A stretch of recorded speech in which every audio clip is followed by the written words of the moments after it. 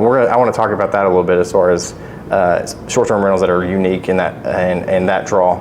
But talk to me about some of the challenges then, just in a cave scenario. Obviously, we're dealing with moisture and everything else like that.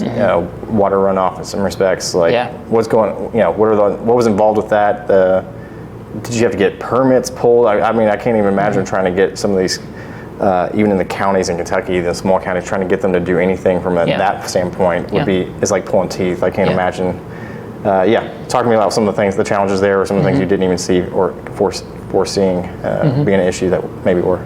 Yeah, I would say the two largest challenges were permitting and moisture.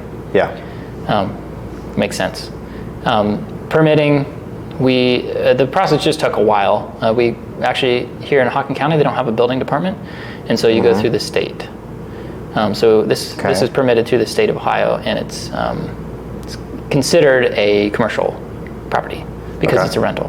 Was it already zoned? Or you have to rezone it? No, just the building itself. Okay. So you don't have to worry about zoning at all? I didn't have to worry about zoning, no. And honestly, the building department, state department was pretty good to work with. We did have to get several different variances, as you may imagine. This is just very non-standard. But they worked with us well. We had to find a structural engineer that was willing to sign off on it. That was kind of a big deal. I didn't even think about that part. We'd have a geologist look at it. And say that the structure itself is sound. We're not interfering with any bats and things of that kind of thing, right? He didn't look at bats, but we were in here pretty extensively. It's not a super deep kind of scenario, obviously. It's actually not technically a cave. It's a rock shelter. But we call it a cave because to anybody else, it looks like a cave to us.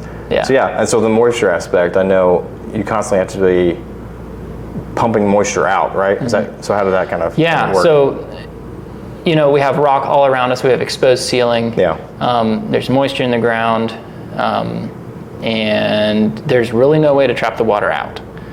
And so we have to let it in, and then we have to deal with the moisture so that we are in a livable space.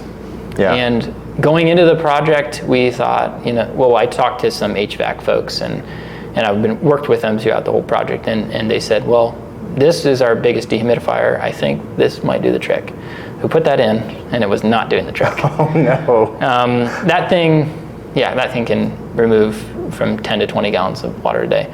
And so we ended up installing 4 of those units. Oh my goodness! And that has been able to take care of the moisture pretty well. Wow. So on a given day, I mean, right now we're sitting around 50% in here, which is pretty good.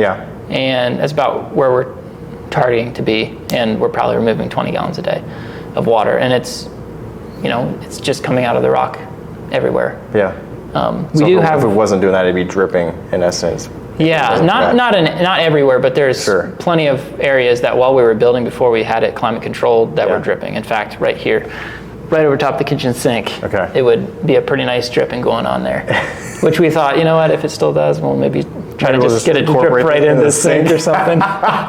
See, and that's the thing about being creative and building your own place is you can do stuff like that. You're like, okay, let's adapt, let's figure this out, and change it this way.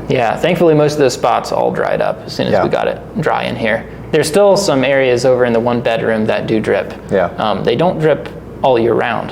In the fall when we opened, it was dry, but this has been a pretty wet winter for us. And I'm sure people staying in a cave, if they see a drip, they're not like, calling you like, oh my goodness. Your roof's leaking. I want a refund because there was a drop of water from a cave I stayed in. And that's been kind of ongoing project, is dealing with the water that comes out of that bedroom and figuring out how to catch it and drain it away so that it doesn't get on the floor. That's unbelievable, man. I mean, it really is something to behold. I'm extremely thankful that you let me even inside the place to even do this and talk to you about it.